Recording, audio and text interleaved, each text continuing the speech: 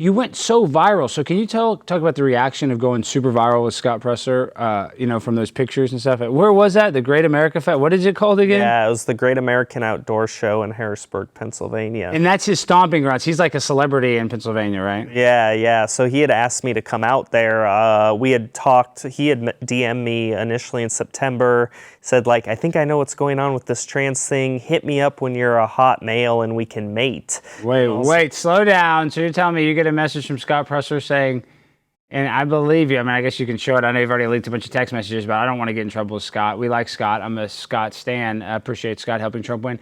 But he sends you a message saying he wants to mate? Yeah, that's what his initial message said. And I was like, I didn't know who he was. And then I saw once Trump won the election, people were like, oh, it's all due to Scott Presler. And so I was like, oh, that's the guy that had DM'd me.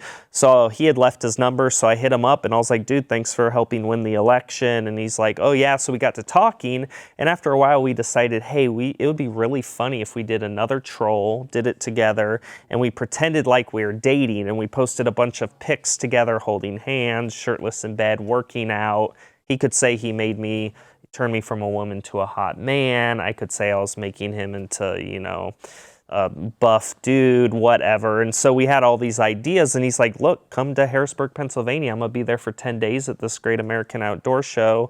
We'll film 6 months of content in a few days. I'll get you a hotel room right next to where I'm staying, and we'll do all this. And I was like, all right, cool. So I drove out there. It was like a 10-hour drive because I'd been flying from Timcast. Yeah, but what did you think you were going to go do out there? So you guys thought you were just going to make content. You're going out there just strictly for content, basically. That was your motivation. That's what I thought. What do you think he wanted, though, sending you messages about mating and stuff? It seems like he wants some sort of, something sexual. Well, looking back now, hindsight's 2020, I'm starting to think he had ulterior motives because it didn't turn out that way. So I confirmed with him like 3 or 4 times. I'm like, so you're down to make, content for this troll? And he's like, absolutely, we'll get 6 months worth in the 3 days you're here. We'll take tons of pictures and videos. I was like, all right, cool. He knew I was straight, so I wasn't worried about anything. So I got out there, and we really weren't taking that many pictures. I was more or less just at the booth, and then we would like talk in the hotel room or whatever. And so we ended up posting one of the pictures that went viral, and everyone was reposting it. Nick Fuentes, Stu Peters, and we were getting a lot of hate, which was the whole point of the troll. We wanted to kind of rile up conservatives with, by being gay. Yeah, 2 guys holding hands. It was supposed to be satirical and funny. It was a funny picture. It was funny. Okay, so you're smart. You knew that you're going to trigger people, and so you kind of triggered all the right people that get really mad. But Scott obviously did not expect. I know, but Scott didn't expect it to go that viral. So what was your reaction from Scott once everybody was talking about it? Yeah, so when the first picture started going viral, my second day there, he started freaking out, and like George Santos, of all people, called him. I had just done George Santos's podcast in New York. And did George Santos try to have sex with you or anything? No, he's weird. He's a corpulent, pathological liar. He is, George is? I kind of like George. He's always been nice to me, but I always feel like he wants to have sex with everybody that he talks to. He's nice. He was very nice and accommodating. He sent a driver, and That's nice. For me, his studios were very nice. He was cool, but he's a pathological liar. And so he called Scott as soon as our picture was, going viral on X. He's like, you need to be very careful about what you post. People see you a certain way, and if they see you making romantic content, they might turn on you. And that's kind of what was happening, was the, mega base was going after me and Scott. But I thought, hey, that's the whole purpose. We're here to rile people up. We're here to troll people. This is, what it's all about. And Scott freaked out, and he's like, hey, I think we should kind of cool it on the pictures and stuff. And do we have that? Do we have full screen 13 and 14? I think those are the Scott Presler tweets. So this was the original one. What order is this in the tweet? That's 13. And so let me pull 13. So what is this? Was this after the fallout? Josh, like, where was this in the timeline of So this was like a month after the original post together. These were some pictures we had taken as part of the troll, and I was like, I'll just post them. I mean, I have them. I wasted all that time out there. I'll throw them up and see what happens, and I don't know. I thought it was hilarious. Milo Yiannopoulos, arch nemesis of the show, Milo Yiannopoulos. Go ahead. He messaged me and was like, this is the funniest top tier troll I have ever seen in my life. Okay, real quick. I'm starting to notice a trend. George Santos, a flaming homosexual, no offense. Not that there's anything wrong with that. Milo Yiannopoulos, flaming homosexual, says he's straight. Yeah, right. And then Scott Presler, flaming homosexual. Not that there's anything wrong with that. Seinfeld. These three gay guys are fighting over one fake transgender reality star. Is that what you're telling me at the end of the day? No. They're not fighting over me. It was just I'm friends with. Well, George Santos is kind of you are the reason they're fighting, right? George Santos is just a gossiping, pathological liar. With Scott, going back to your question, I don't know his true motive. He told me we were going to make content for 6 months and 3 days, and it turned out we didn't really do. It looks like y'all are in love in this picture, and he's holding your arm right there. I mean, be honest, Josh. Did you do anything with him? I feel like what you said. What did you call it? The poop hole loophole? Did you guys do any poop hole loopholes? No, I didn't do anything with Scott. And it's weird he's getting so bent out of shape because I saw Daily Beast and Mother Jones.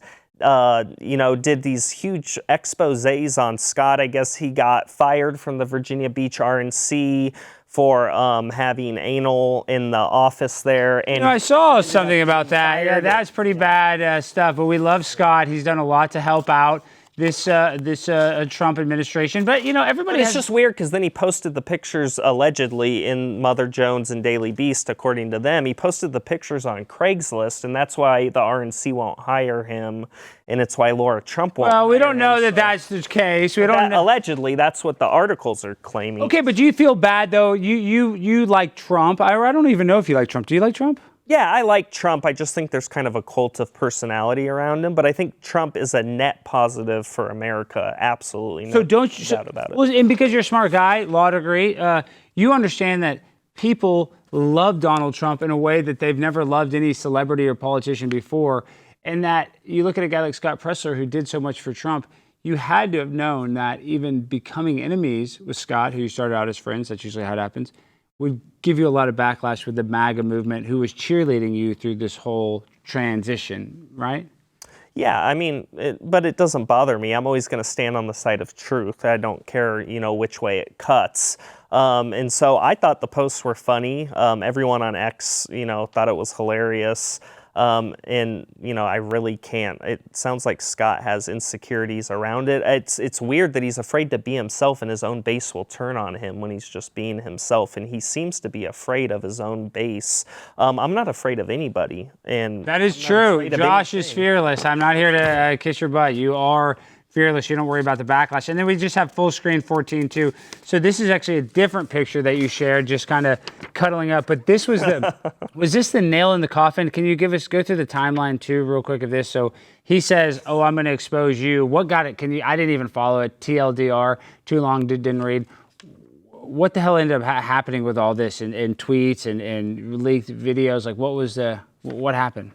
I don't know. I didn't watch anything he said. As soon as I posted the shirtless pic, he was hitting me up on all the platforms and calling me, and I just ignored it. I don't know why he's freaking out. It's just a picture. That was the reason I went there. I confirmed with him multiple times. He is gay, right? Yeah, I mean, it's not like he's a secret that he's gay. He's not in the closet. Right, and that was the whole reason I drove out there. So it was just weird, but I thought the posts were funny, and it sucks it upset him so much. Maybe it's giving him PTSD from the Virginia Beach incident where he had allegedly anal in the office and then posted the pictures to I don't know about that, but I mean, he's a gay man. I think they do have anal, so I know we can probably corroborate that. You see, this is the newest Blaze Frontier magazine. Everybody needs to go pick up this magazine. But in this magazine, you have, even in one of the exposés, is Scott Presler. And the reason why I show this is that this should be Josh Seiter. You should be in the Blaze magazine. No, I mean that. We should be featuring, an expose on what you're doing. But now, when you do stuff like the fake death hoax, it makes it harder for even me. I'm always going to support you. But it makes it even harder for independent news people to try to gas you up because they feel like, am I getting trolled? Am I supporting a guy that's later on going to, do something? So, I guess my point is, let's have a serious talk. I think you're very talented. I think you're very smart. You graduated from law school. You're obviously not a dummy. I think your skills can be weaponized in a way for good and not in a self-sabotaging way that I make those mistakes. I self-sabotage too. I have those same problems that you have. You and I are very similar in a lot of regards.